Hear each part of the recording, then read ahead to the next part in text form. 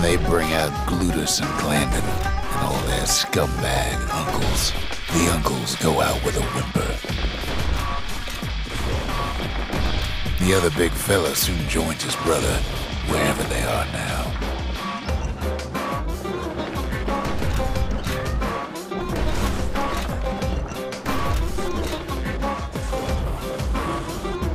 The windbags finally get the message.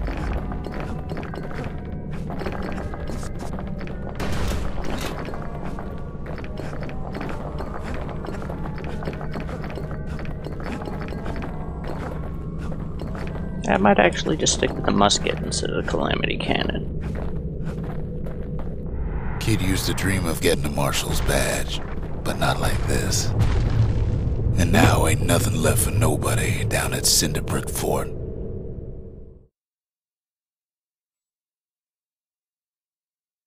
Kid shows up just as Zolf's telling me about his own journey to the city. Seems the only thing the Calamity saved for Zolf was a smoking pipe. This is one of the side stories. There's 4 side stories, one for the characters that you encounter.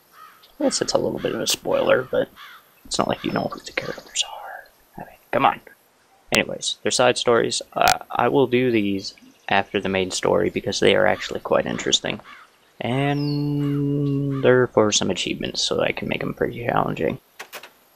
The marshals seem like good men, he says. They treated him with dignity. Zolf brought his antique smoking pipe all the way from the terminals. It's so tempting to click on it, but I shall not. Even since the Ura surrendered to us, the marshals kept a wary eye on him. Kid ain't finished here yet. Alright. Zolf's travels ain't much compared to what the kids had to go through for all this.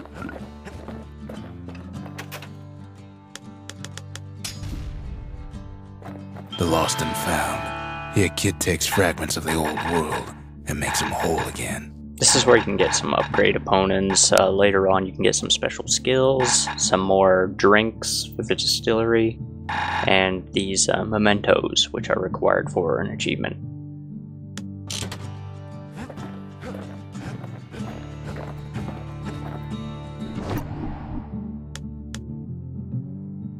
I've got all of these. They're so easy to do too, but to press on. The Langston River flowed free and wild till the Calamity drank it all up. Maybe all that water just grew wings and flew off.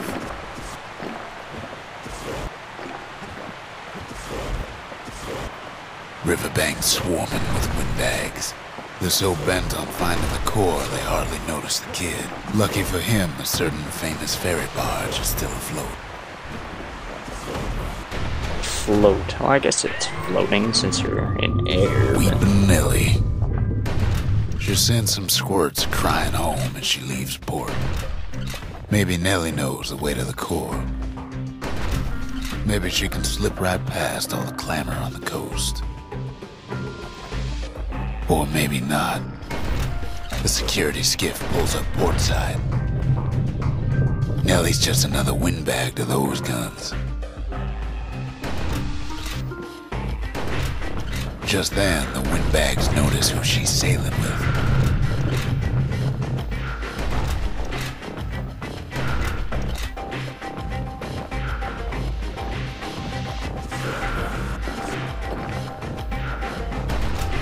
They try to cut her off.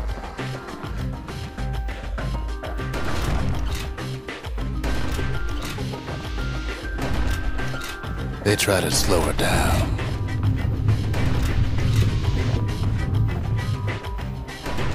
They try to knock her out.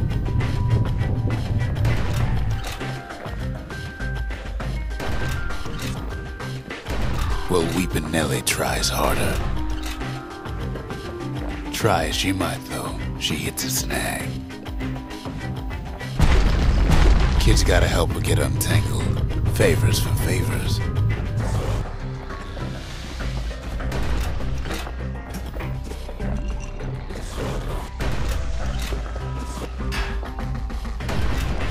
At least she picked a good spot for a break, because the core's right there.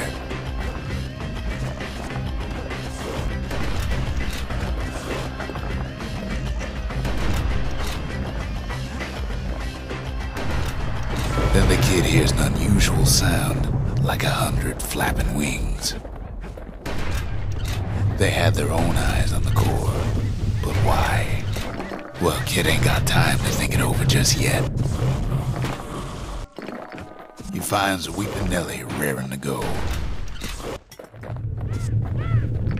Turns out she's got a special surprise for when the waters get rough.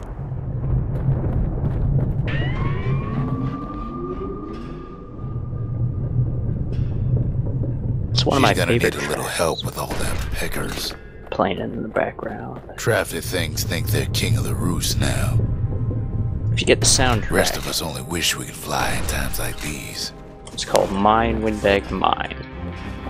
This is why I don't do commentary, damn it. Keep talking over that dude.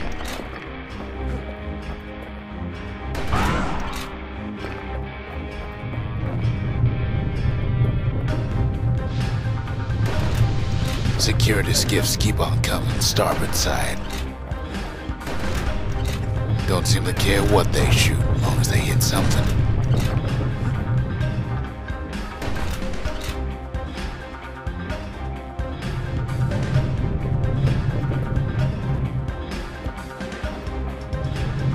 I kill things too fast. Windbags get an even better idea. They aim to smash Weepin' Nelly to splinters. Well, it all proves too much for poor Nelly.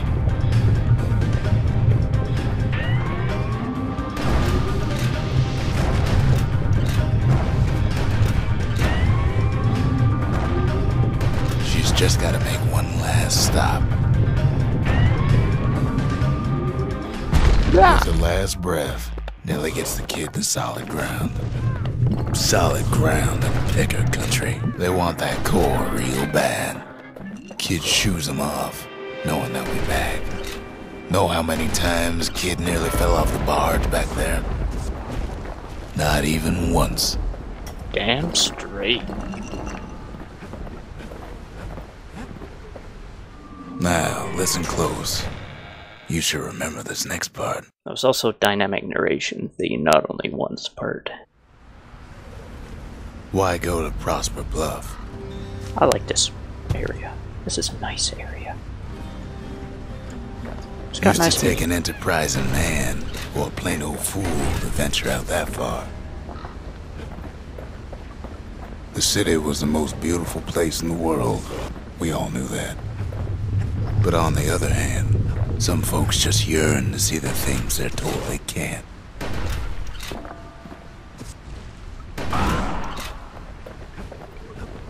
And that's why you go to Prosper Bluff, ain't it? There the kid hears something he ain't heard in a long while.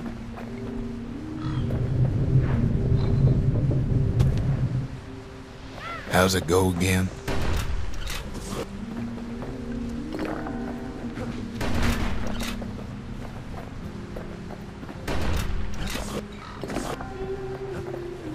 That's the one. Timeless.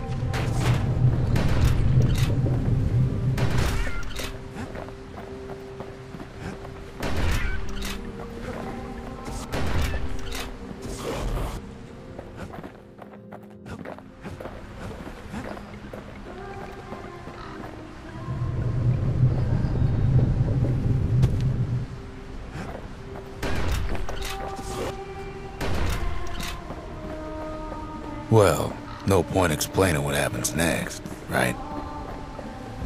Suffice it to say, kid ain't coming home empty-handed. And besides, it's like the song goes.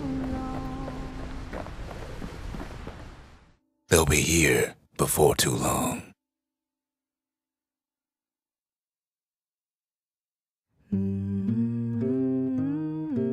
We darn near celebrated when the kid got back, didn't we? Zolf never thought he'd see a fellow Ura again.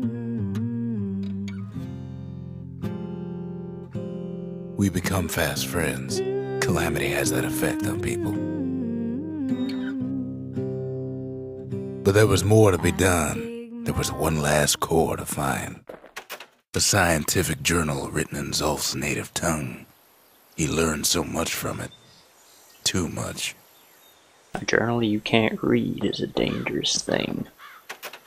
If only I'd known half the secrets of the Calamity were tucked away in that book, I'd have worked to translate it right away. Most of the Ura never got a taste of Caelondia's fine goods, unless they were born and raised in the city like Zia here.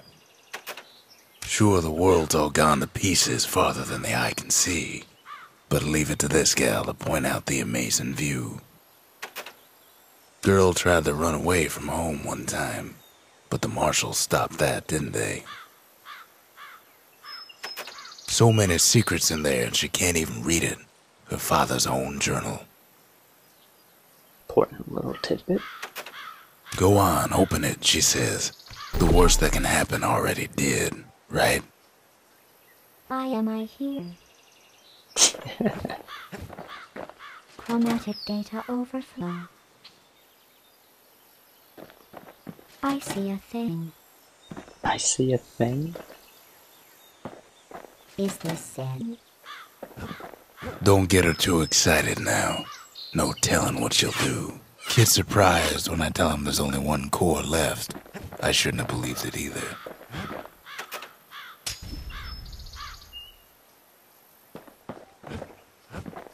We track the final core beyond the city to the wilds.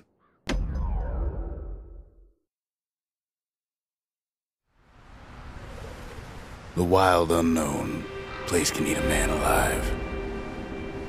Place is so raw, even the Calamity couldn't cook it. Not all of it. Know what's better than having a slinger pistol in a fight? Having two. Savage things lurking at every turn.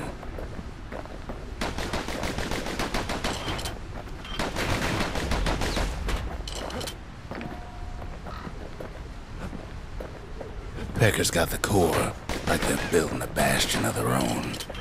The welcoming committee scrambles to attention. Didn't expect the kid so soon.